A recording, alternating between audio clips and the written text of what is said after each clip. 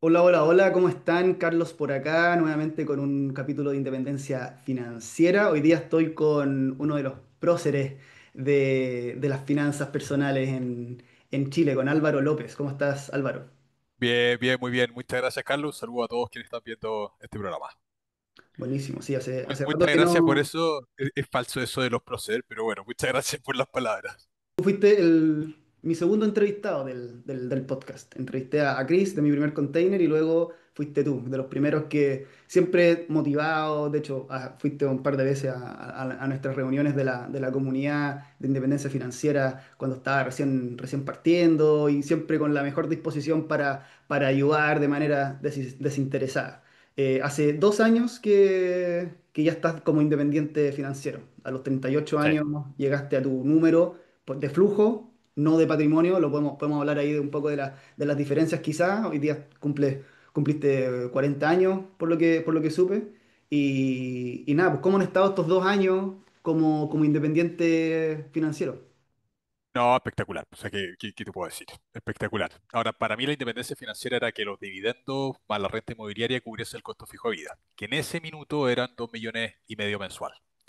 Eh, Mi costo de vida sigue siendo más o menos de la misma índole, y obviamente los dividendos y todas las cosas uno va invirtiendo más y naturalmente son más grandes. Yo publico los dividendos en Ujú, YouTube, por si acá, pero sí, bien, no me puedo quejar. Sí hay un lado oscuro que tiene la independencia financiera, que es que muchas veces como que se idealiza el concepto, se idealiza desde el dolor, desde no, estoy aburrido en el trabajo, entonces necesito la independencia financiera y es muy buena, pero tiene ese lado oscuro de que, no sé, tu círculo, por ejemplo, no está en la misma. Tu círculo ujú, está trabajando eh, y tú estás con más tiempo libre. Yo hoy día me junto mucho y tengo amigos con sobre 60 años, ya personas jubiladas, ¿vale?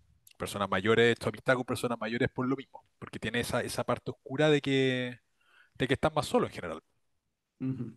Claro, son las personas que tienen la disponibilidad de juntarse un martes a las 10 de la mañana, Sí, entiendo que sí, todos tus compañeros, todos tus amigos de tu edad están trabajando, obviamente. sí. ¿Has pensado en estos 2 años volver a trabajar de manera normal como empleado? No, no hay ni una posibilidad. Ya, No hay ni cero, una. cero posibilidad. O sea, Sí, estás no, no, tranquilo ni una. con cómo estás ahora. Sí, no, no hay ni una posibilidad de volver a trabajar. Perfecto. Eh, que una vez que pruebas las mieles de la independencia es muy difícil Ujú. volver. Ya. Entonces no. Hablemos un poco de ese momento, hace 2 años. ¿Qué cálculo hiciste? ¿Cómo supiste en el fondo que estabas listo para dar ese salto? Siempre se habla que la gente lo posterga más de lo necesario, por un poco de, oye, intranquilidad, oye, como que los números están diciendo que sí, pero en realidad emocionalmente mi psicología me está diciendo que no. Ahí está este como síntoma de, no, voy a trabajar un año más, hasta acumular más, hasta tener más flujos de lo que es necesario. ¿Cómo tomaste esa decisión? Yo intenté irme desde el 2020, 2019 más o menos. Ya, los dividendos no daban, pero es que además siempre he tenido emprendimientos desde chico, entonces, chico entre comillas, pero siempre he estado emprendiendo. Entonces al final, claro, el 2019, yo dije, ya, me voy el 2020, vino la pandemia, apareció el teletrabajo, yo tenía mis cosas por fuera en ese minuto, y después apareció el canal de YouTube, el 2021 lo armé.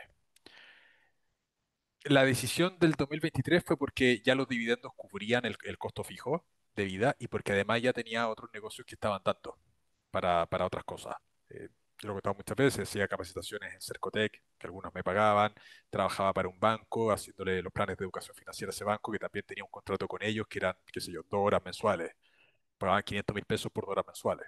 Entonces tenía una base de dividendos, que era en ese minuto, dividendo más renta inmobiliaria, 2,5 millones, más otras cosas que estaba haciendo, trabajando muy poco, que me generaban de media 1,5, 2 en ese minuto. Entonces yo dije, bueno, si es que libero todo el tiempo, voy a poder generar más, obviamente. Pero me retiré con más o menos 4 millones entre dividendo y lo que yo ganaba por fuera, afuera, aparte de mi trabajo. Ujú. Y eso se dividía en ese momento básicamente en dos. Uno, los ingresos de los dividendos de las acciones y dos, los ingresos por arriendos, inversión inmobiliaria. Claro, esos 2,5 eran esa parte, inversión inmobiliaria, que era más grande que los dividendos ahí, porque el capital invertido era más grande, el valor de las propiedades. Ujú. Y el ítem aparte era lo que me pagaba YouTube, lo que me pagaban las distintas instituciones con quienes trabajaba. Ya, como el concepto como de pituto, entre comillas, cosas esporádicas que Claro, aparecían por ahí. sí, sí. Y bueno, todos sabemos, todos los que hemos tenido acciones y dividendos, sabemos que los dividendos no son como un sueldo en el sentido de que el día 25 te llega la misma plata más o menos todos los meses. Entonces, ¿cómo era esa gestión de caja, de flujo de caja, para ti en lo personal? En el fondo te llega Provisionar, una gran plata, ya. provisionar. O sea, básicamente te llega el dividendo, ese dividendo sea un fondo money market, y de ese fondo money market sacaba 2,5 millones mensual. Ujú. O sea, Esa era un poco la lógica. tenías que ser bien disciplinado en ese sentido de, oye, me llegó toda esta plata, pero esto es con lo que voy a vivir por los próximos 6 meses hasta que caiga el otro gran dividendo. Claro, entonces Chile, por ejemplo, la temporada de dividendos es marzo a mayo. Mayo Ujú, es el mes más fuerte. Por ejemplo, este año recibí 5 millones en mayo de dividendos. Bueno, esos 5 millones se van a un fondo money market, ¿vale? Y en el fondo money market tú vas retirando después mensual, ujú, en este caso 2,5. Y la renta inmobiliaria también iba entrando y se iba aprovisionando.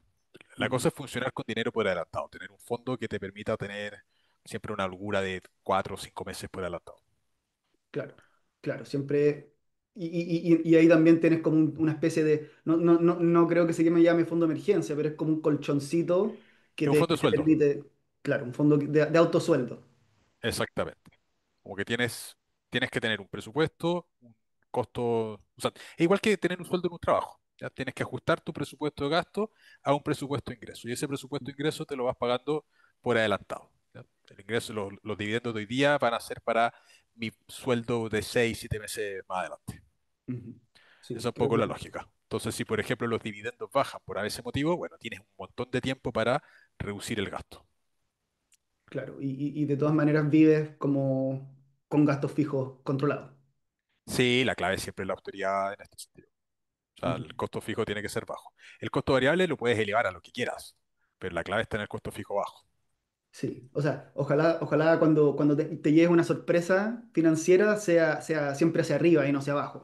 O sea, no Claro, que estés esperando 100 y te lleguen 80, terrible, porque que vives con 100, pero si estás esperando 100 y te llegan 120, maravilloso, porque me puedo gastar 20 adicionales. claro, pero si te llegan 80 tienes tiempo de recular. El problema es cuando usas el dividendo que te está llegando en ese minuto, porque no sabes cuánto va a ser. Las empresas lo pueden cortar, también hay Ujú, ETFs que pagan dividendos que te pueden ir recortar los dividendos o que tienen flujos variables como los famosos JEPI, JPQ, el ujú. Bito en Bitcoin, cosas así que tú no sabes cuánto dividendo te va a pagar. Entonces, eso más o menos hay que ir juntándolo antes de ganar futuros.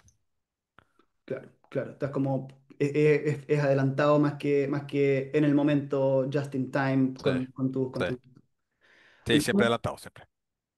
Bueno, lo has mencionado varias veces, 2,5 millones. Ese era como el número hace 2 años Sí. cuando saliste y en el fondo lo hiciste calzar más o menos con los dividendos y con los arriendos. ¿Cómo mutó esa figura? Porque obviamente has tenido un gran éxito, un crecimiento bastante intenso en YouTube. Y eso sabemos que conlleva digamos, un ingreso que probablemente no esperabas que fuera tan grande como lo es hoy día. ¿Cómo mutó esa fórmula de los 2,5 millones a cómo estás hoy día? Lo que pasa es que yo sigo usando el dividendo, ¿vale? Ahí me llegan los dividendos, lo tengo anclado que los dividendos de los corredores me lleguen a la cuenta corriente. Y de eso yo ahí voy tirando al fondo money market, etcétera. Y la empresa, que obviamente también genera ingresos, de la empresa ahí básicamente saco dinero para invertir. Ujú, Pero el dividendo lo uso, yo no reinvierto dividendo hoy, desde el 2023 que uso el dividendo. ujú. Y de la empresa me pago un sueldo y reinvierto el excedente. Y ese sueldo es para un prorrateado de costo variable. Sí, o sea, hoy, 2 años después de haber renunciado a tu trabajo como profesor, no alcanzas a gastarte toda la plata que te ingresa. No, claro que no. Claro que no. No, porque A ver, yo cuando renuncié, y renuncié con Bratia, que en el fondo era una empresa consultora que después mutó a cosas de capacitación y cosas por el estilo. Pero en ese minuto yo sabía que los proyectos de consultoría igual me iban a dar. Yo no creo en el concepto de independencia financiera como renunciar y tirarse a vagabundear a mirar televisión, ¿no? Creo que primero las personas no podemos dejar de trabajar porque de los dividendos o de la renta no depende, o sea, no tenemos control ahí. Entonces, algo hay que hacer. Además, te pueden pasar 50 imponderables en la vida. Te puede dar una enfermedad. O sea, yo en ese minuto no tenía hijos. Dije, ¿qué pasa si tengo hijos y tengo trillizos? Ujú, ¿Y qué pasa si me tiro a gandulear por ahí y chuta, ahora resulta que no alcanzan los dividendos? Mentalmente ya estás afuera y tienes que volver a trabajar. Entonces, es- hay un mal concepto de la independencia financiera. Como que creemos que sí o sí tenemos que parar de trabajar. Y yo creo que no. Yo creo que no se tiene que parar de trabajar porque las rentas pueden bajar. La bolsa se puede ir al carajo, pueden pasar 50 millones de cosas que hace que tengas que hacer algo. El punto es en qué cosa vas a trabajar. Yo personalmente trabajo en solamente cosas que me gustan y cosas para mí. ujú. Si la cosa no me entretiene, no lo hago. Punto. No me complico más en eso. Como que los motores de decisión no pasan hoy día por qué tan rentable sea o no tan rentable sea el proyecto. No es cuánta plata voy a ganar, sino que es, ¿me entretiene o no me entretiene? Y el día en Sí, que los proyectos dejen de entretener, bueno, se hace otra cosa. Estoy trabajando con un par de proyectos que gano absolutamente cero y me toman una cantidad de tiempo tremenda hoy día, pero son por gusto y que no claro, tienen nada que ver con finanzas. Entonces, yo creo que hay que tener siempre actividades, siempre. Y si se sí, pueden monetizar, mejor, porque al final también es cierto que uno siempre quiere en ese sentido más dinero. La persona que me diga, no, es que no quiero más dinero, no le creo. Yo personalmente no le voy a creer en ese sentido. Está bien que hay un punto en el cual uno dice, ok, esto es suficiente, pero suficiente para no matarme trabajando por estrés para otro. Pero si estoy en algo que me gusta y además te genera dinero, pero ¿cuál es el problema de eso? ujú, Yo personalmente no veo el problema ahí. seguro. Sí, yo creo que todos los que en el fondo persiguen la independencia financiera tienen que preguntarse, cuestionarse por qué lo están haciendo. Lo hacen porque realmente odian trabajar, probablemente no, probablemente odian el trabajo presente, actual que están haciendo, o no les gusta la empresa donde trabajan, o su jefe, pero todos tenemos algún tipo de trabajo que nos gusta. Y al final es como, este hobby que hago, de alguna manera lo puedo monetizar, se puede sacar algo de plata, aunque sea muy poquita. Si no tienes la necesidad de generar dinero, quizás ni siquiera lo hagas, sino que hazlo por gusto y vive de las rentas como lo estás haciendo tú. Claro, es que yo creo que la clave está, y para mí siempre lo he visualizado así, que la renta pasiva te financia el costo fijo de vida. Ujú, Y tu renta en tu emprendimiento, que ojalá provengan del Ikigai, te financien el costo variable de vida. Porque el costo variable lo podemos elevar a lo que queramos. O sea, a mí me encantaría ir a una final de una Champions. ¿Cuánto cuesta la entrada? No tengo idea. ¿Un millón, 2 millones? Bueno, ¿qué? ¿Puedo esperar que los dividendos me cubran todo ese costo variable? Olvídate, la necesidad de capital va a ser infinita.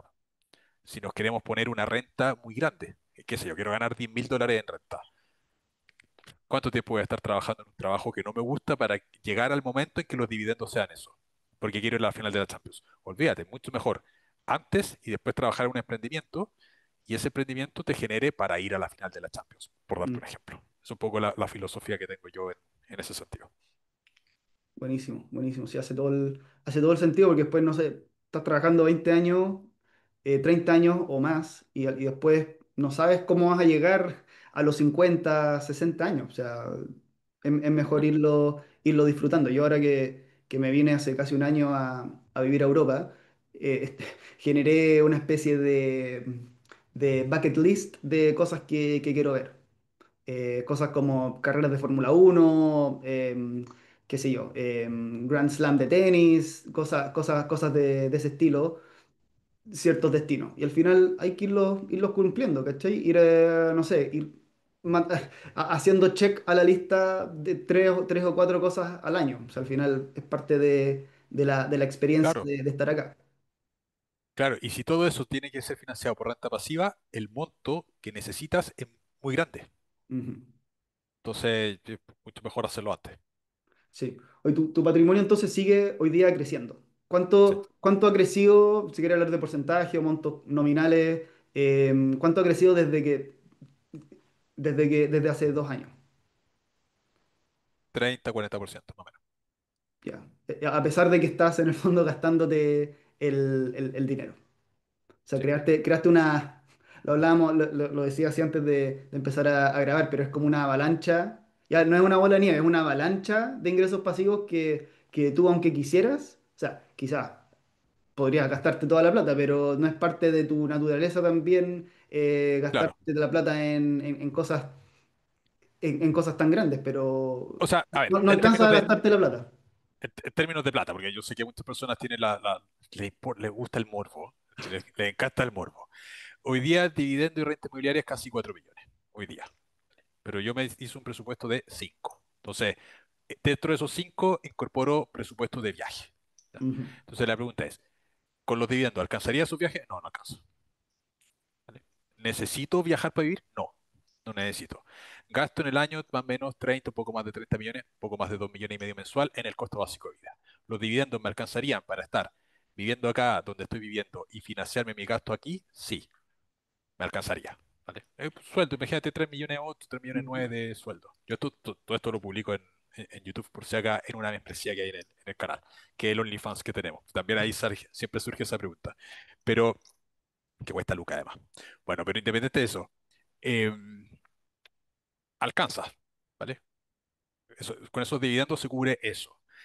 Y el excedente de viaje se cubre con sueldo que obtengo en Bratia, que viene por los pagos de YouTube y viene por todas las cosas aledañas que existen. Y Mm, además, mi capacidad de ahorro hoy día proviene también de lo que genera la empresa. clarísimo. Yo creo que no podría quedar más claro que eso. Claro, Tú estudiaste agronomía. sí.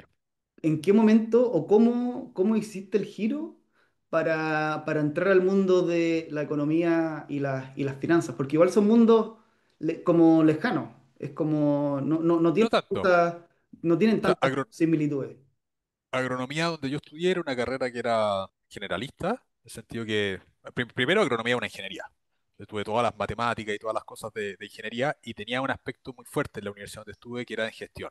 Entonces tuve, qué sé yo, los típicos ramos de pregrado: macroeconomía, microeconomía, contabilidad uno, contabilidad 2, método estadístico, evaluación de proyectos, finanzas uno, finanzas 2, marketing, todas esas cosas.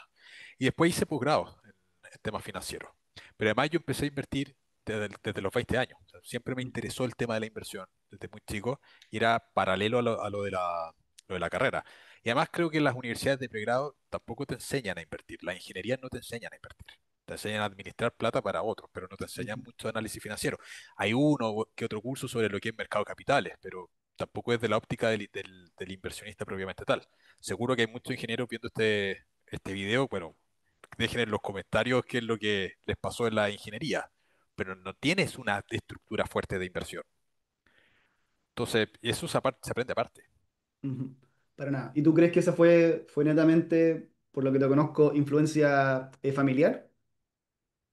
Familiar y, sí, principalmente familiar, pero más en temas de ahorro. Ahorrar, o sea, la importancia de la capitalización, inversión inmobiliaria en ese caso. Yo era un poco la oveja negra de invertir en acciones de empresa, pero el concepto de inversión estuvo siempre desde la familia. Claro, eso era ahorro y inversión en departamentos, en propiedades.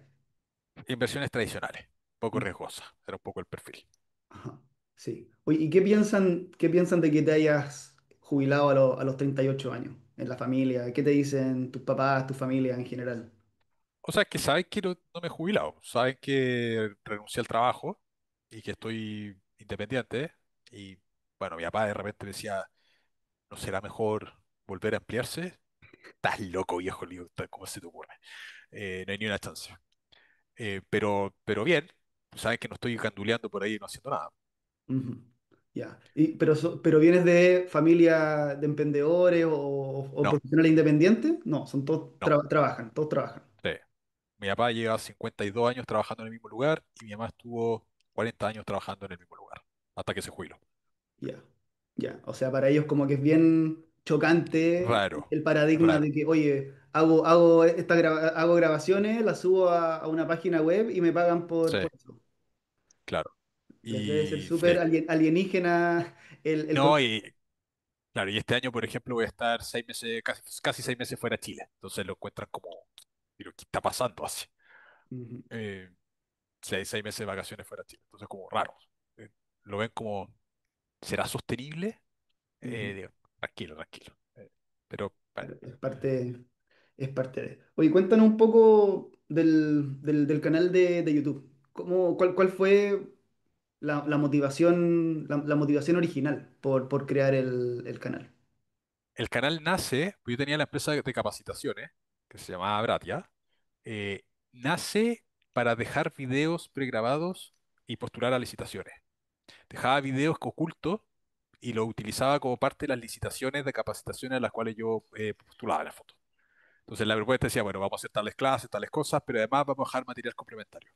Adicionalmente a eso, en la universidad donde estaba, les dejaba algunas clases, porque típico que en el periodo de la pandemia, todas las clases se hacían online, se grababan en una plataforma que era la universidad donde estaba, y se caía la plataforma el día antes de la prueba. Entonces, obviamente, la avalancha de correos de los estudiantes, Álvaro, se nos cayó la plataforma, no podemos estudiar, hay que cambiar la prueba. Pero si las clases están acá, pues, no, si las tienes que tener, pues. Entonces se las mandaba como video oculto. Y en algún minuto, y de hecho hay muchos videos que están ocultos para empresas, principalmente Cercotec y otras que yo les iba dejando material. Y en algún minuto empecé a subir videos públicos. Ujú. Y ahí empezó el canal a crecer harto, sobre todo cuando subí un curso de acciones. Claro, Que me acuerdo que ese, ese canal en ese minuto tenía, qué sé yo, 700 suscriptores, 800, cuando hicimos un curso que lo dejamos ahí, y bueno, lo han visto más de 100.000 personas ese curso, así que ujú. ahí es Sí, donde empezó yo a me crecer harto. acuerdo la primera vez que hablamos, me dijiste, oh, ya, no sé, hola Carlos, encontré tu página, yo tengo Sí, este canal de YouTube, tenía pocos suscriptores, y lo que estaba haciendo en ese momento era resúmenes de libros. en ese minuto, Eso me sí, acuerdo. Sí, y era como una imagen, como un toro de Wall Street, y tú en el fondo explicabas, oye, vamos a hablar de El hombre más rico de Babilonia, o Padre rico, padre pobre, todos los clásicos sí. de Secretos de la mente millonaria, todos esos libros que son como la biblioteca básica de todo inversionista que recién parte, y estaba ahí en esa. Y oye, no sé, oye, puedo, y como bien como auténtico, ¿cachai? Como súper pequeño y después obviamente explotaste, o sea, y empezaste a subir mucho contenido. ¿Cuáles crees tú que fueron los secretos o cuáles fueron los grandes hitos que viste tú, videos o tipos de contenido que te llevaron a tener hoy día, estás rozando los 150.000 seguidores o suscriptores en YouTube? Hacer contenido auténtico. ¿Qué significa eso? Que lo normal cuando uno parte en YouTube, y lo he conversado con muchos amigos que Ujú, he conocido en el trayecto y que se dedican a esto, es empezar a mirar otros canales que puedan ser más grandes, es decir, qué tipo de contenido les funciona. Y como decir, bueno, voy a hablar de esto porque creo que lo puedo hacer quizás mejor, qué sé yo. Pero al final estás copiando. Y creo que muchos canales parten así, porque nadie, o sea, nadie te explica de YouTube ujú, al principio. Y en algún momento decir, bueno, voy a hacer, yo mismo voy a subir las cosas que crea, aportando valor, qué cosas les puede servir a la comunidad, y empezar a subir clases y cosas que les puedan servir. Y pensarlo en, voy a ayudar a una persona. Entonces, ¿cómo le ayudo a una persona ficticia? Lo que se conoce como el avatar, le voy a hablar a ese avatar. ¿Qué dudas tiene ese avatar? Bueno, ¿cómo comprar una acción? Ya ves un video, ¿cómo comprar una acción? ¿Cómo valorizar? ¿Qué cosa es el balance? ¿Qué cosa es el estado de resultados? Pero pensando en una persona. ujú, Y claro, porque tú le hablas a una persona. Y eso se empieza a ir replicando, replicando, replicando, replicando. Pero el punto fue pensar en eso, no mirar tanto lo que hacían otros canales, sino que, bueno, voy a hacer cosas que además me hubiesen servido a mí. Voy a hacer el contenido que me hubiese servido a mí hace 5 años atrás. Como que en ese sentido, por llamarlo la persona que ve el canal, eres tú mismo hace 5 años atrás. ujú. Claro, Ese es con un esas dudas poco de, oye, ¿cómo hago esto? Y no encontráis la respuesta. No está. claro, claro. Entonces era pensando en eso. Ujú. Buenísimo, buenísimo. ¿Y tú hiciste algún truco? ¿O fue solamente esto de, oye, contenido auténtico y poco a Contenido poco? auténtico y mucho. O sea, un momento en Ujú. que estuve 2022, 2023 subiendo un video al día, entre YouTube Shorts, que son los equivalentes a los videos cortitos de Instagram, un Ajá. video por día, por 2 años. Ya, ya. O sea, Eh, ese es como. Ese yo dije un truco, pero al final es como. Es tener todo el volumen, contenido y en el fondo trabajar. esparcir la red lo O más sea, posible para llegar a la a mayor mí, cantidad de gente. a mí lo que me ha servido en la vida es sacarme la mierda. Me sirvió cuando estaba trabajando, porque tenía el trabajo y tenía otro trabajo aparte, emprendimiento, etcétera. Y en todo creo que para mí, porque nunca he tenido un talento especial para algo, ha sido trabajar más que la media. Y en Ujú, YouTube fue lo mismo. Voy a trabajar más que la media, porque no tengo un contenido particularmente espectacular en términos de edición, no hago nada con edición. ujú, Entonces, subir volumen, darle al volumen y ya, trabajar. No es fácil hacer contenido. O sea, en el canal ahora hay como 1200 videos. No es fácil hacerlo. Pero para mí esa ha sido la clave en todo. ujú. Meterle un poquito más de punch y disciplina, constancia. Eso, si yo tengo un talento especial es la disciplina. No, y un Ese. tremendo talento, yo creo que muy, muy escaso por lo demás. Que yo creo que las grandes cosas se logran, o sea, o resultados que están fuera de la media se logran haciendo cosas fuera de la media. Y si no eres Ujú, particularmente talentoso, bueno, hay que trabajar por fuera de la media. En este caso yo no tenía un trabajo que me ganase una fortuna, no, era un trabajo que era bien pagado, pero no era una fortuna. ujú, Estaba dentro de lo que eran los sueldos profesionales, no sé, 2 millones de pesos, ¿vale? Eh, que puede ser, de- depende de quién escucha esto, pero para personas va a ser mucho, para otros va a ser poco. Tenía ujú, eso y como eso, tenía una tasa de ahorro de más o menos el 10%, decía, con este 10% voy a jubilar a los 65, voy a independizar a los 65, entonces hay que trabajar más. Y desde que estaba en la universidad, desde que estaba en la universidad tenía la visión de ahorro. Trabajar, ahorrar, invertir. Sin saber en qué estaba invirtiendo, pero era el cuánto capital se le mete a la ecuación. ujú. Perfecto, perfecto, sí. Hablemos de, comillas, disfrutar. Lo has dicho acá, también lo has dicho en otros podcasts, no sé, de la forma que sea, oye, carpe diem, no postergar ya a esta altura, quizás no seguir con esto de, voy a postergar la gratificación, sino que empezar a hacerlo ahora. ¿Cómo se ve reflejado ese disfrute en lo que estás haciendo hoy día? ¿Cómo se te refleja al final en tu presupuesto? Ahora viajar, ahora viajar. Donde me estoy gastando la plata de los viajes. Ahora, Porque lo eh, comentaste en algún momento de que por mucho tiempo pos- sacrificaste los viajes. O sea, no ibas sí, porque tú estabas como en mentalidad, no, necesito ahorrar, estabas así como caballo carrera, muy enfocado en sí, tengo que ahorrar e invertir cada peso porque cada peso visión de que túnel. gasto es menos plata para mis inversiones. Claro, estaba con una visión de túnel en ese minuto. Había un objetivo muy claro. Pero Ujú, una vez que llegase a ese objetivo, viene una fase ya que es de relajarse y empezar a disfrutar, porque también es cierto que te puedes morir mañana, de que no hay ni una garantía. Porque, a ver, que a mí me haya resultado algo no significa que a todas las personas les resulte. Y punto dos, no tenemos nunca ni una garantía. O ujú, sea, te puedes morir mañana literal, hoy día literal.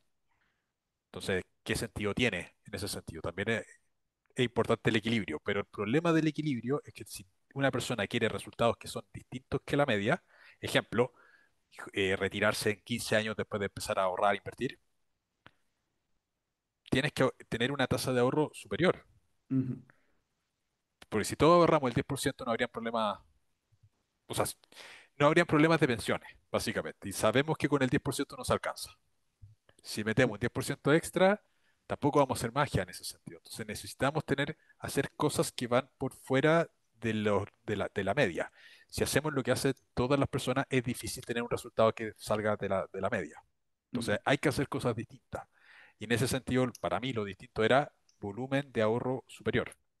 Instrumentos tradicionales, pero volumen de ahorro superior. ujú. Y hay Y, un punto en el cual es como, bueno, ya, ok, ya llegó. ¿Dónde está esa bisagra de que tenemos que empezar a disfrutar también? ujú. Sí. En ese sentido, ¿qué le recomendarías a alguien que empieza más viejo? Porque creo que hay mucho, está súper demostradísimo, sí, matemáticamente, que, oye, partir antes es mejor. O sea, ojalá partir invirtiendo a los 5 años. Pero la mayoría parte a los 20, bueno, en Chile a los 25 cuando te titulas de la universidad, tú partiste un poquito antes porque en el fondo tenías, lo viste, lo veías en la casa y por lo tanto empezaste a invertir a los 20. La gran mayoría 35 incluso a los 40 ya se pone las pilas. Qué se puede lograr de manera realista el que empiece a invertir a los 40 50 años? tener mucho mejor pensión de la que va a tener si no hace nada. Yo creo que ese es el Pero, objetivo que deberíamos buscar todos. O sea, hacer inversiones que mejoren nuestra pensión. Si ujú, por ese motivo podemos adelantarlo, mejor. Pero el objetivo es cómo nos vamos a financiar cuando dejemos de trabajar. Entonces, si una persona está empezando a los 50, claro, tampoco es que parta de cero. Tiene algo en los fondos de pensiones. No están en cero cero como puede partir la ujú, persona de 25 años, que quizás tiene cero, pero tiene un N de tiempo mucho más grande. La persona de 50 no parte desde cero, en ese sentido. Pero también hay que ser realista. La inversión no te hace rico. No te hace rico en el corto plazo, salvo que esa persona de 50 años gane mucho dinero y tenga una capacidad de ahorro muy grande. ujú, ¿Vale? Porque eso también existe. Personas que ganan, qué sé yo, 6 7 8 millones de pesos y tienen capacidad para ahorrar 2 3 millones o tienen ahorro en depósito a plazo y no saben qué hacer, entonces no están partiendo desde cero. Y el que parte desde cero a esa edad, bueno, tiene que tener las expectativas claras. O sea, quizás no se va a jubilar en 10 años, pues la inversión de verdad no te hace rico. La inversión lo único que hace es aplicar una tasa de crecimiento exponencial a tu capacidad de ahorro. ujú, Entonces, dependiendo de eso y ajustar siempre las expectativas. Pero independiente del punto de partida, empezar a invertir sí o sí les va a mejorar las pensiones. ujú, Le- Ya sea que invierta en fondos de pensiones o no. El conjunto de renta pasiva que vas a recibir cuando te pensiones va a ser mucho más grande. Si, en mi caso son dividendos, ¿vale? Pero entre dividendos, renta inmobiliaria y pensión, bueno, vas a tener una buena pensión en ese sentido.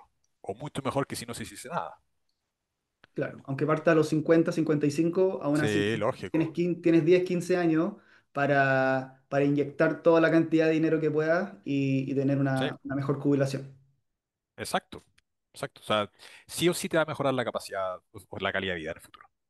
Sí, de todas maneras. ¿Qué le recomiendo? Porque yo creo que muchas veces nos centramos, tu canal también, o sea, es muy educativo, pero también tiene que haber una motivación y una capacidad de, oye, leer estados financieros, poder leer, qué sé yo, los resultados trimestrales, semestrales, anuales de una empresa. Y hay personas que simplemente no les interesa, les aburre leer un documento de 150 páginas de la empresa enunciando todas las múltiples cosas que han pasado y que proyectan hacer. ¿Hay algo que tú le recomiendes a esa persona que tiene un interés por las finanzas en el sentido de que le da la importancia que corresponde, sabe que le va a mejorar la pensión, como decías recién, pero que no le interesa ser tan un inversionista activo como lo eres tú, de, oye, voy seleccionando empresas? ¿Hay una solución intermedia o alternativa para ese tipo, para ese avatar? Invertir en ETF. Yo creo que es la solución más óptima, porque el ETF requiere un nivel de profundidad en el conocimiento mucho más bajo que lo que requiere la selección de acciones. Ujú, Ahora, tampoco es que en acciones necesitemos leer los 150 páginas de los estados financieros. Ya, con 5 páginas de los estados financieros ya tenemos la noción clara. Pero aún así, si no queremos hacer absolutamente nada de eso, ETF. Y ETF es una muy buena alternativa en ese sentido. Hay mucha evidencia que muestra que son muy buenas, tienen muy buenos retornos. Tienen desventajas matemáticas respecto a tu armar tu propio ETF a lo largo del tiempo. ujú, No obstante, eh, es muchísimo mejor que no hacer nada, pero infinitamente mejor. Y además que la selección de acciones tampoco tú tienes la garantía de que te vaya mejor que la inversión pasiva. Tienen cero garantía.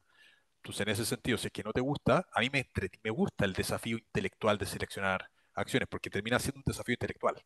ujú, Eh, pero aún así yo no tengo idea si voy a tener mayor retorno que los índices, no tengo idea. Pero en el tiempo lo disfruto más. Disfruto mucho más comprando acciones que invirtiendo en índices. Y con amigos hemos conversado harto el tema. Y se da, quizá una muestra sesgada, pero las personas que invierten en acciones tienen una tasa de ahorro mayor que los que invierten en ETF. ¿Por qué? Porque la motivación de las acciones es distinta. Uy, quiero comprar acciones de, qué sé yo, Banco Chile. O vamos recibiendo dividendos de manera frecuente. Eso te mantiene una motivación mayor y es como un hobby al final, que eres un coleccionista de acciones. En ujú, cambio, el ETF no es tan relevante en ese sentido, creo yo. No obstante, es un muy buen instrumento para la persona que quiere, que no quiere, no le gusta, pero entiende la importancia que tiene. ETF, 100%. perfecto, perfecto. ¿A ti te molestaría tener la rentabilidad media del mercado? Por ejemplo, tener Obvio que no. comprar BO y decir ya, me amarro al S&P 500. Sí, eso sí me molestaría, porque el VO no me pagaría los dividendos. O sea, si tuviese todo el dinero, todo mi ahorro hoy día Ajá. estuviese en el VO, no puedo vivir de los dividendos. Tendría que emplearme. Eso sí que me molestaría mucho. Entonces no podría estar en el VO, por esa razón. Ujú, Pero si tuviese, no sé, mix de ETFs que me paguen un 7-8%, me molesta cero. 7-8% de rentabilidad por dividendo sobre el valor actual. Me ujú. molestaría cero.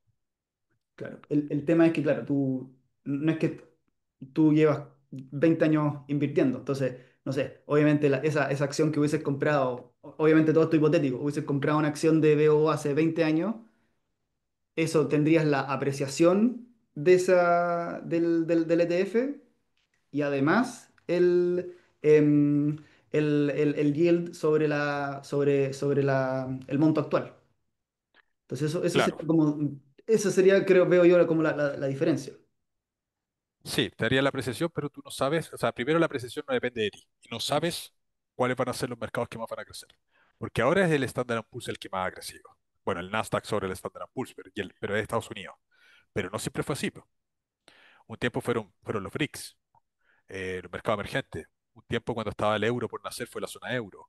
Un tiempo fue Asia, en los 90 era Asia, Japón. El Nikkei Ujú, fuera el índice que más rentaba. Entonces, ahora hablamos del Standard Poor's y pensamos que el Standard Poor's va a ser siempre el rey, y eso no es verdad. O por lo ujú, menos la historia ha mostrado eso. El Standard Poor's ha tenido décadas que ha sido plano. Entonces, ¿se va a capitalizar para siempre? No. El crecimiento muy fuerte que tuvo el Standard Poor's fue posterior a la crisis subprime, que las tasas se fueron a casi cero. Y ahí ha habido un crecimiento sostenido en el Standard Poor's. ujú, Pero no necesariamente va a ser eso. Quizás deberíamos tener un índice del mundo, ¿ya? O seleccionar algunos mercados. Por ejemplo, India es un mercado que para muchos es muy interesante, que tiene interesantes tasas de crecimiento, etcétera, pero no sabemos cuál va a ser el próximo mercado. Entonces, dado la impredictibilidad que tenemos sobre el futuro, necesitamos diversificar y podemos hacer diversificación a través de ETFs en vez de, ujú. ser de selección de acciones individuales. Pero yo no creo que el Standard Poor's vaya a ser necesariamente. Puede que sí, ¿vale? Yo creo que hay una probabilidad muy alta que el Standard Poor's siga siendo el rey, por lo menos quizás en los próximos 10 años, pero en los próximos 40 no estoy seguro que Estados Unidos vaya a liderar y que los retornos medios sigan siendo eso. Claro, hemos vivido este periodo y la gran mayoría de personas también han empezado a invertir, de los que se mueven en Chile al menos hace 5 o 10 años. Entonces es como, es lo que se conoce. Y oye, tú haces tu análisis de años hacia atrás y es todo maravilloso porque han dado como avión. Claro, es como decir el Barcelona es el mejor equipo del mundo de fútbol cuando empezaste a ver fútbol en la época de Ronaldinho y que después vino Messi. Bueno, tu muestra estadística es con el Barça, Pep Guardiola, etcétera. Bueno, el equipo que alumbra. Pero si te vas años atrás, no era así. Entonces, y el Real Madrid en ese tiempo no ganaba nada. Y para los niños chicos que vieron los últimos 10 años, el Real Madrid ganó todo. Pero tuvo una década en la Champions que no sé, no pasaban de octavos como 7 8 años seguidos, que no pasaban de octavos final. Entonces, depende mucho del momento en el que empieces a invertir, cuál es tu visión respecto a la inversión. Y esa visión respecto a la inversión puede ser sesgada si es que no conoces la historia para atrás. Ujú. Y mucha evidencia muestra que tenemos impredictibilidad sobre el futuro, no tenemos idea de lo que va a pasar en el futuro. Entonces, yo no tengo idea de lo que va a pasar. Cero, Eso es parte del juego. claro. Entonces, en el BO no me gustaría estar porque los yields son más bajos, ahí me gusta el flujo. Yo creo en el concepto de renta, Ujú, más que en la capitalización per se. La renta depende más de la gestión empresarial, la capitalización depende de que el mercado esté dispuesto a pagar más. ujú. El mercado va a Y- estar dispuesto a pagar más si es que las empresas están creciendo, pero también tenemos activos que se van valorizando a una velocidad superior que la tasa de crecimiento de los beneficios de las empresas. O sea, si las empresas crecen en un mix de un 6% y el índice va creciendo un 10%, el índice se está sobrecalentando.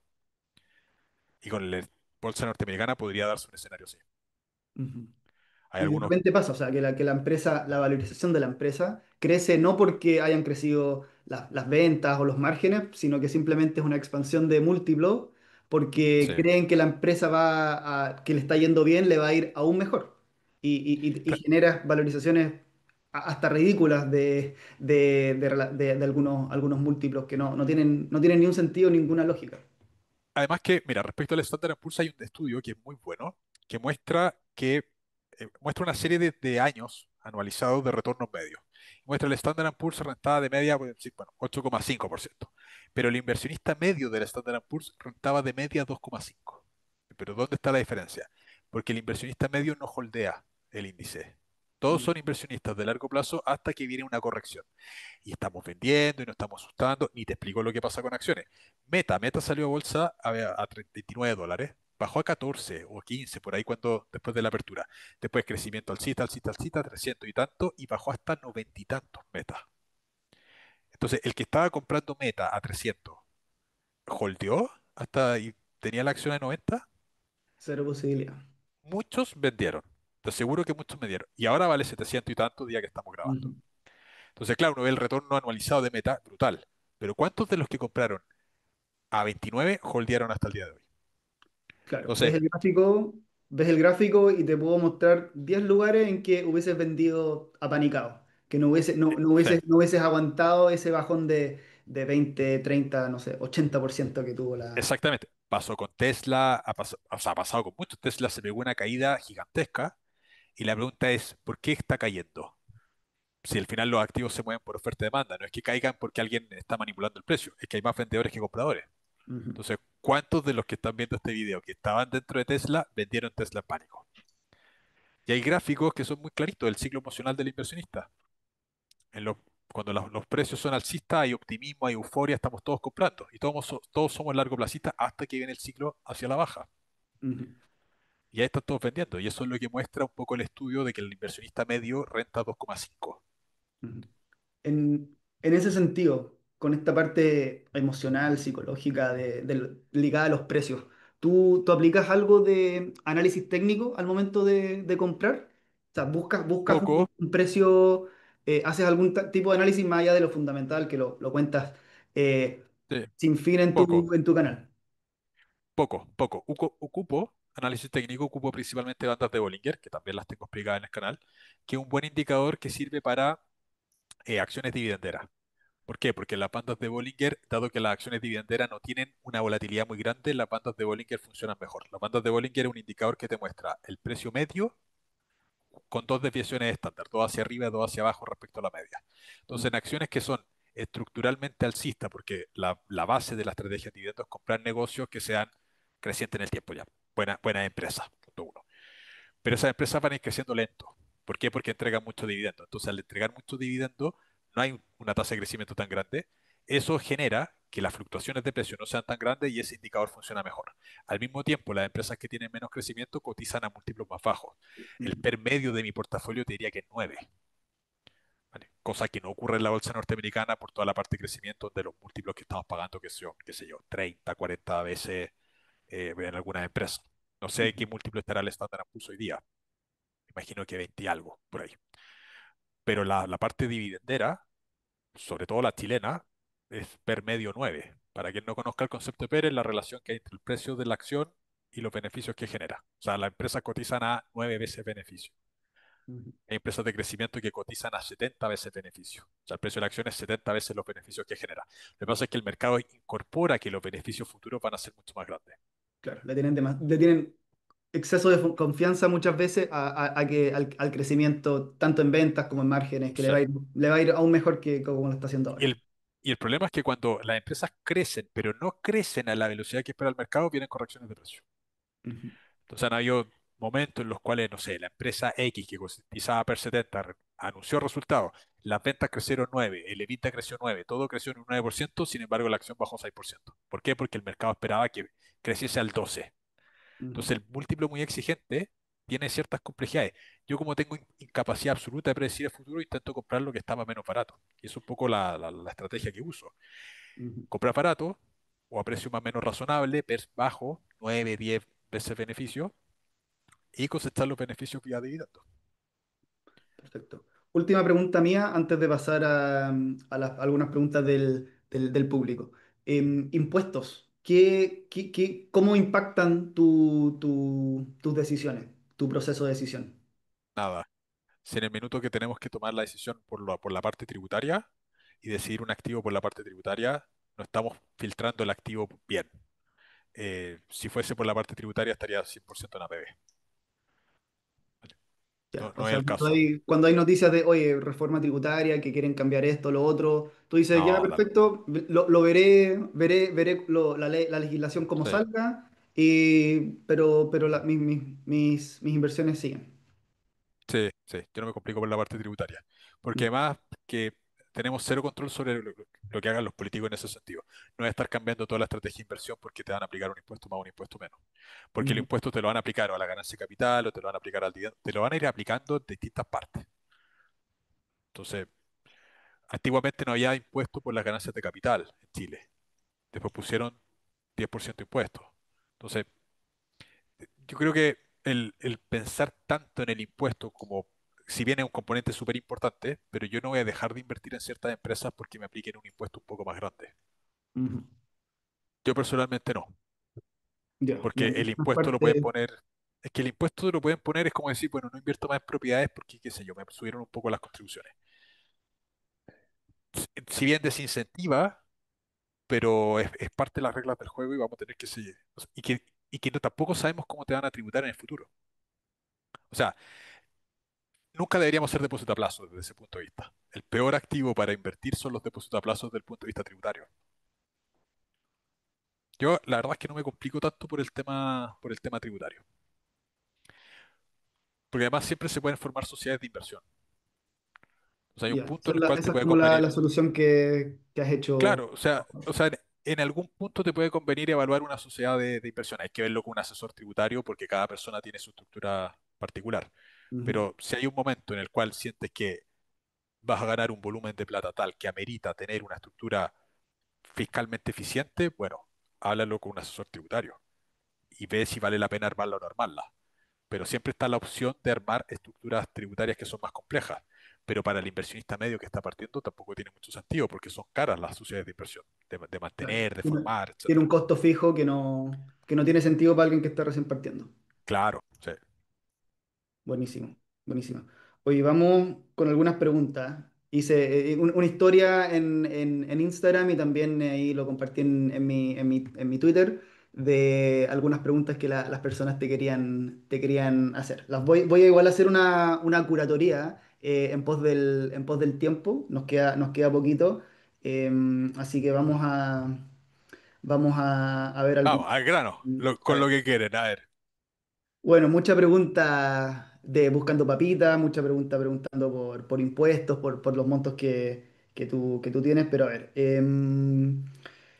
es muy comuchete la gente en ese sentido, pero está bien, está bien. la gente le gusta el dato duro, quiere saber cuál es el patrimonio, cuáles son los ingresos, quiere saber, quiere entrar a tu cuenta corriente, a ver cómo te gastáis la plata.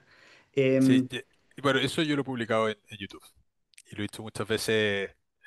Tú también lo publicas en Instagram. Sí, yo Eh, publico todo lo que me siento cómodo compartiendo. Hay algunas cosas que obviamente me las dejo para mí, sí. pero trato de compartir más que nada para motivar. Em, Yo comparto los dividendos y, bueno, y sí, las y cosas que mira, hay. muchas preguntas las hemos ya repetido. ¿En qué te fijas Nelson pregunta, ¿en qué te fijas al escoger un broker o corredora de bolsa? No digamos nombres, pero ¿en qué cosas te fijas? ¿Cuáles son las variables? A mí me gusta que tenga solamente comisión porcentual. Eso para mí es súper importante. ¿Por qué? Porque yo compro todos los días acciones. Yo Ujú, hago DCA, sí, pero fanático del DCA, compro todos los días más o menos 100.000 pesos en acciones.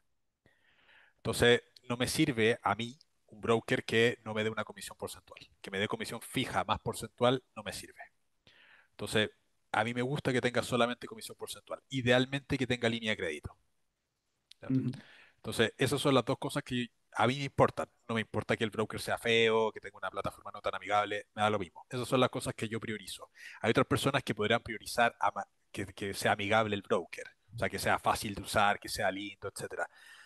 Cada persona busca criterios distintos en los brokers y todos los brokers tienen ventajas y desventajas. Para mí, la comisión solamente porcentual es absolutamente decisiva a la hora de usarlo. Como te decía, como hago una operativa diaria de estar comprando permanentemente, ujú. la comisión fija me mata. Entonces necesito solamente Perfecto. comisión porcentual. Yo agrego esta pregunta. ¿Desde qué monto crees tú que se puede entrar a negociar una comisión? ¿Desde qué monto administrado me refiero? más que administrado, las corredoras, yo creo que lo que hacen es fijarte por cantidad de transacciones, porque las corredoras no te cobran por monto, te cobran Ujú. por transacción. Claro. Entonces, si vas a hacer tantas transacciones, que se asocia, si tienes un portafolio más grande, se va a asociar a que te van a llegar comisiones, van a hacer más transacciones, ¿vale? Ujú. Por ejemplo, hoy día un broker que salió y creo que es muy bueno para la parte chilena, que cumple todo esto sin negociar absolutamente nada, no tiene línea de crédito, pero que creo que es muy interesante sin ser recomendación, porque obviamente tienen que mirarlo, etcétera, es Cesti. Cesti en la parte chilena abrió con 15% más IVA de comisión variable, Ujú. que es de los más baratos que hay en el mercado chileno hoy día, para tener solamente comisión variable. Y ellos operan con Vector Capital. O sea, el Cesti es Ujú. una aplicación que el subyacente, por decirlo, que hace la operativa, la corredora es Vector Capital, que es una corredora que está por la CMF. Cesti por si acá no me pagará, esto no es publicidad ni nada, pero es un broker que cumple eso del 15%, Sí, no sé, yo, o sea, que los conozco bien, de hecho entrevisté a los dos a David. fundadores, a David y a Vicente, así que voy a dejar por ahí los links a sus entrevistas si es que las quieren revisar. A ver, ¿qué piensas? El mismo Nelson también pregunta, ¿qué piensas de inversiones inmobiliarias de renta comercial? A través de fondos o a través de No lo invertir en un... especifica, solo dice mediano plazo, inversión inmobiliaria, renta comercial. Yo creo que los activos inmobiliarios son muy buenos. Yo personalmente me estoy deshaciendo de mi parte inmobiliaria Ujú. porque creo que los activos inmobiliarios te generan un nivel de trabajo un poco mayor. No es tan pasivo la inversión inmobiliaria como lo puede ser la inversión en bolsa. O sea, tú tienes acciones, los dividendos te llegan sin que tengas que hacer prácticamente nada. A lo más el broker se demora un día en pagártelo, etcétera, pero no hay mucha gestión que hacer sobre los dividendos. Tampoco tenemos control, tampoco podemos llamar al directorio de la empresa y decir, bueno, súbanme los dividendos. No, el directorio de la empresa propone el dividendo y bueno, y tú como accionista minoritario simplemente acatas lo que te Ujú. llegue. En la inversión inmobiliaria tú puedes decidir qué hacer. Tienes un poquito más de control sobre eso. Para mí me gusta más la parte accionaria por eso. Pero la inversión inmobiliaria, ya sea comercial, residencial, obviamente son activos que han generado buena Ujú. rentabilidad y yo no, o sea, si alguien me quiere regalar una oficina, un local comercial, no le voy a hacer el asco, pero no es el activo que yo tendría, lo vendería, ¿vale? Ujú. Yo no invertiría, pero por características personales más que porque el activo vaya a rentar mal. Yo no tengo Ujú. idea cuáles van a ser las rentabilidades de futuro. A mí, Perfecto. para mí el criterio es cap rate. Cap rate o dividend yield. ¿Cuánto flujo en relación a cuánto vale? Ya, en ese mismo sentido, voy a unir dos preguntas. José Herrera pregunta, ¿cuál es la acción dividendera que más porcentaje tiene de tu portafolio Andina. andina? Y relacionado, ¿qué opinas de los ETFs de Yield Max? Bien. Buena opinión. Sí. O sea, los de Yieldmax no los conozco tanto. Los que sí conozco son GEPI, JPQ, que son ETFs que invierten en derivados, el JPQ del Nasdaq y el GEPI del S&P 500. Y lo que hacen es tomar posiciones call, el 80% de los activos pagan con posiciones call. Entonces, eso hace que los fondos generen más dinero en el fondo que te lo entreguen como beneficio.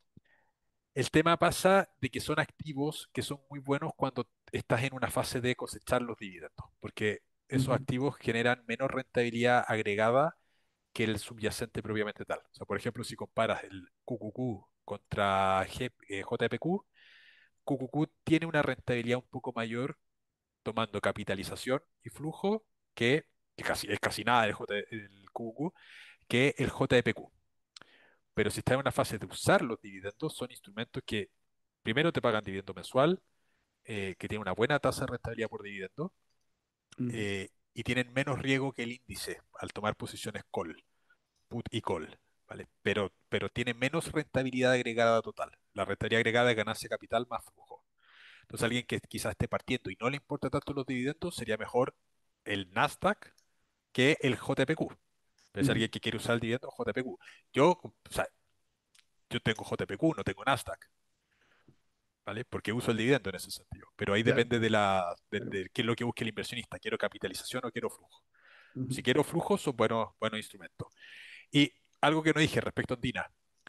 Yo no sé en qué minuto se va a publicar esto, Y que sea la acción que yo más tengo no quiere decir que hoy día sea la mejor acción para comprar, ¿vale? Porque puede Claro, estar porque por tú múltiples las canales. compras que hiciste tú las hiciste hace bastante tiempo Claro. a otros precios que no son las actuales. Así que por favor no vayan corriendo a Ah, comprar exacto. Argentina porque hoy día no Exactamente. son los precios que cuando compró Álvaro. Oye, pregunta cortita, ¿cuándo vuelven los precisos? Depende de los precisos. Ya, ya. O sea, hay que coordinar ahí el reencuentro, el retorno de los precisos. Siguiente pregunta. ¿Te certificaste CMF como asesor financiero? No, y no pienso. Y no lo vas a hacer tampoco. No. La razón, yo tuve reunión con la CMF. La asesoría de inversiones cuando tú dices compra tal instrumento propiamente tal o usa tal plataforma propiamente tal. Y hay una serie de requisitos que cumplir.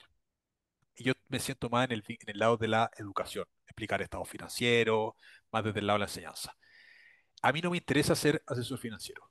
No es mi trabajo ser asesor financiero. Yo, en ese sentido, es educación lo que hacemos.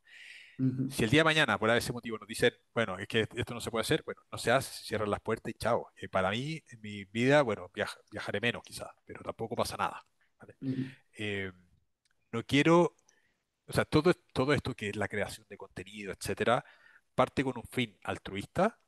Efectivamente después se monetiza, pero hay un fin altruista y hay muchas clases que se hacen y todo el cuento, pero no quiero caer en la burocracia que genera la CMF. Porque al ujú, final yo estoy en esto en parte, y si el día de mañana me resta libertad, no lo voy a hacer. O sea, para mí, mantener los niveles de libertad. Y la CMF es burocrática, que está bien que lo sea. ¿Ya? Yo intento estar dentro del lado de la educación. Si en algún minuto lo que yo hago sale del área educacional y pasa a ser asesoría, bajo los criterios de la CMF, yo bajo la cortina y digo, "Ah, bueno, hasta aquí no me llego y hasta luego. ¿Vale? ujú. Pero Perfecto. no me voy a certificar por lo mismo, porque hay burocracia, porque no digo qué acciones comprar, Ujú. no hablo de esa parte. Casi no Buenísimo, hablo de acciones. buenísimo. Mira, me estoy saltando hartas preguntas porque ya las cubrimos, pero acá hay una interesante que habla de cómo tratas los doble impuestos de los dividendos en Estados Unidos. Tenemos el tratado, tenemos tasa de retención en Estados Unidos 15% Ujú, de origen y después llegan los dividendos que tributan acá. Eh, uno, teniendo sociedad de inversión, pero tampoco es tan eficiente en ese sentido y el otro, pagando lo que corresponde. Tampoco es que me claro. arranque tanto del Hacen impuesto, o sea, la DJ 1929 y la operación renta y se paga lo que corresponde lo que pagar. corresponda. Perfecto. Y eso lo operas con un broker internacional, no con uno chileno. No, chileno. Ah, ya.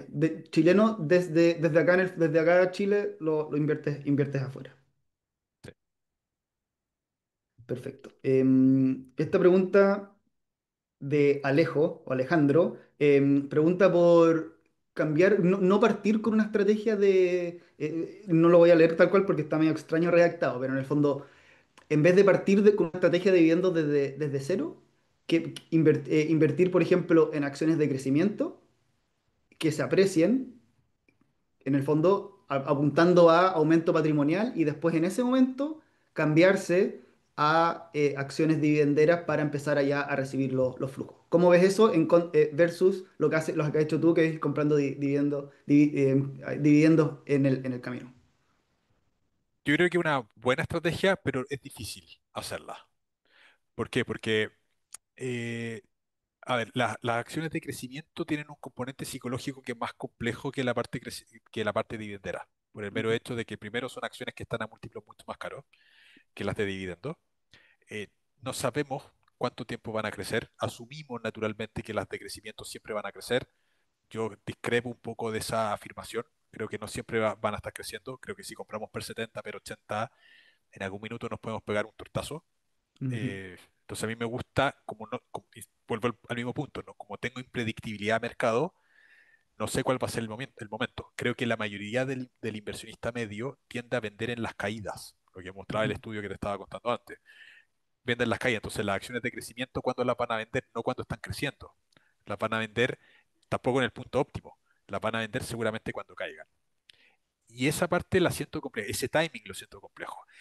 Lo mismo pasa con la inversión inmobiliaria, que la inversión inmobiliaria por el apalancamiento funciona como un activo de crecimiento, pero cuando lo quieres vender tampoco es tan rápido de vender. ujú. hacer esa famosa rotación de activos es compleja. Sí, y, Eh, sí. Y hay formas, o sea, se te puede ocurrir venderlo en el peor momento posible y pierdes un gran porcentaje de la rentabilidad que estuviste sí, acumulando por muchos años. Eh, sí. Holdings contra empresas subyacentes. ¿Cuál es tu opinión general de comprar el holding, comprar el subyacente? ¿De qué depende esa decisión? Yo creo que es mejor comprar el subyacente. El subyacente es más caro que el holding. El holding siempre cotiza con descuento sobre el subyacente, principalmente por los impuestos potenciales. ¿Cuál es el problema? En el holding estás asumiendo más riesgo también, porque si tú compras, por ejemplo, ILC para entrar a Habitat con descuento o Quiñenco para comprar las filiales con descuento, tienes el problema de que no sabes si ese holding va a mantener la filial que tú quieres o si te gustan todas las filiales, punto uno. Ujú, Ya, pues tenemos que en el caso de Agua Andina versus IAM, que es una sociedad holding con un activo subyacente. Si tú compras IAM, estás tomando el riesgo de Agua Andina, que es el subyacente, pero además el riesgo que tiene IAM, porque IAM podría endeudarse, podría hacer malas gestiones y estás tomando mayores niveles de riesgo. Lo mismo pasa con Tricagüe y Pehuenche. ujú, Compras Tricagüe y estás teniendo un mucho mayor riesgo que si estás comprando Pehuenche. Porque no solamente, porque o sea, Tricagüe depende de los flujos de Pehuenche. Entonces depende primero de que los flujos de Pehuenche sean los correctos, ¿vale? Tiene el mismo nivel de riesgo que el accionista Pehuenche, pero eso le sumas el riesgo que tiene la acción de Tricagüe, que es que la dirección tome buenas decisiones. Entonces a mí me gusta más el subyacente. Eso no quiere decir que no haya que invertir en holding. Ya, yo tengo holdings en el portafolio, ujú. pero me gusta más tener buenos subyacentes. Buenísimo. Oye, algo que no hemos tocado, quizás extraño pa un podcast de independencia financiera, de finanzas, criptomonedas. ¿Cuál es tu opinión? ¿Tienes algo en el portafolio? Opinión general. Creo que o sea, cualitativamente son activos súper interesantes, que, que alguien que sepa muy bien de cripto le puede ir muy bien. Van a tener obviamente alta volatilidad. El problema que yo tengo con las cripto, y que eso no quiere decir que no las tenga en el portafolio y en el formato que las tengo, pero es que no las sé valorizar. Yo no sé si un Bitcoin a 100.000 euros está barato o caro, porque en una acción tú tienes una métrica comparativa. Puedes comparar el precio de la acción contra el beneficio. Puedes comparar el precio contra el flujo caja, precio contra valor contable. En el caso del Bitcoin, yo no tengo esa métrica tan clara. ¿Contra qué comparo el valor del Bitcoin para saber si a 100.000 dólares está barato o está caro? Como no tengo esa comparativa, no tengo el criterio, yo quizás por mis limitaciones, de poder establecer una valorización razonable, decir, no, no, Bitcoin a 100.000 está barato. No obstante, tengo formatos de criptos que me generan ingresos pasivos. Perfecto, perfecto. Y con esto cierro, porque era una pregunta, Pero para terminarla, un porcentaje muy sí, chiquitito del portafolio. sí, como para que no vayan tampoco corriendo, no es recomendación de que vayan O a sea, invertir 130% de su patrimonio sí, no, no, en no. Bitcoin apalancado. Es por si hay una buena fiesta, no me la quiero perder. Pero si la fiesta es mala, bueno, tampoco afecta tanto. Claro, o baja a cero o te permite comprar un Lamborghini. Como que Claro, no hay punto. cosa, digamos que me permite ir a la final de la Champions, porque creo que la última cosa que voy a hacer es comprarme un Lamborghini. Maravilloso, maravilloso. Oye, acá una persona, Jorge, preguntaba, oye, entonces son libres financieramente, pero hacen cursos de 2 meses por 50 palos, P por Q, aunque hayan buenas referencias del curso. Yo, antes que responda, voy a responder. Yo creo que Álvaro ha dejado súper claro que todos sus gastos personales fijos están súper cubiertos por todo lo pasivo que lleva haciendo hace 20 años de inversión en acciones que dan dividendos, en inversiones inmobiliarias que le generan arriendos, con lo cual vive tranquilamente. Pero hay una inquietud de siempre estar haciendo algo. O sea, tampoco Álvaro, digamos, renunció a su trabajo como profesor para estar echado en el sofá o en la playa haciendo nada. Hace cosas y naturalmente han caído ingresos que son alguien que tiene la personalidad de Álvaro, que es busquilla, emprendedor, siempre moviéndose, va a encontrar cosas que hacer. Y si puede monetizar, ¿por qué no? Y al final, si la persona paga un curso y el valor de el valor de ese curso supera con creces el costo del curso, porque son cosas diferentes. O sea, si la persona paga X y recibe 3X de valor por el curso, es maravilloso. O sea, gana Álvaro, gana su socio y también gana la persona que toma el curso. Yo no le veo nada de malo. No sé si tienes una Yo opinión tampoco. diferente o algo que agregar a eso. O sea, primero, siempre he mostrado desde el minuto uno. Segundo, he regalado un montón de cosas. Tengo cursos gratuitos en YouTube y enseño un montón. Ahora siempre va a estar la crítica. Si hay algo que es monetizable, te van a criticar. Siempre va a estar eso. Y la verdad es que no me importa. Eh, pero sí, es verdad, las cosas se monetizan. Hay monetización. eh, Hay que estar en redes sociales para saber lo que genera una red social. Ujú, No es tan fácil estar en redes sociales, en el sentido de que es un tema que se habla poco. ¿Cuál es la salud mental de la persona que está en redes sociales? Porque te llegan comentarios de todo tipo, siempre. Entonces, siempre alguien te va a criticar por algo, ¿vale? Muchas veces no se saben las historias detrás, no se sabe cómo se gestó ese curso. Ese curso lo pidieron personas. Oye, ¿por qué? Si hay muchas cosas en YouTube, ¿por qué no se hace algo de pago que sea más estructurado, donde podamos conversar contigo, para hacerte preguntas en ujú, vivo, etcétera?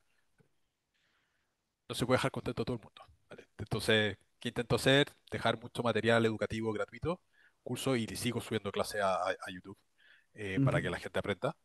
Pero también existen las otras instancias que son de pago que precisamente buscan eso, eh, Claro, interacción, responder preguntas. tu contenido es mayoritariamente gratis, pero Sí, tu tiempo mi personal, que tiempo es lo no. más valioso para ti, no lo Sí, es. mi tiempo no. Así que tú cobras caro por tu tiempo. Oye, ¿te reconocen en la calle? 150.000 seguidores en YouTube. La gente Sí, reconoce, oye, ¿será ese el profe, el profesor, Bratia? sí, sí, Te gritan así en el sí, supermercado, te sí, de reconocen. repente, Ya. ¿Y se de acercan repente. o los veis así como, como medio dubitativos, ¿será o no será? No, sí, la gente es muy cariñosa, es muy cariñosa, pero lo que fue más raro fue en un viaje a España, que hice que ahí me reconoció en España y en República Dominicana también. Eso fue raro, sí. Lo entiendo en Chile, porque claro, el contenido es de Chile, más de acciones chilenas, etcétera, pero en otros países fue más raro. En España tengo muchos amigos españoles y creo mucho contenido con ellos, pero en República Dominicana fue como, ¿qué es esto? Sí, Claro, llegaste lejos. sí, sí.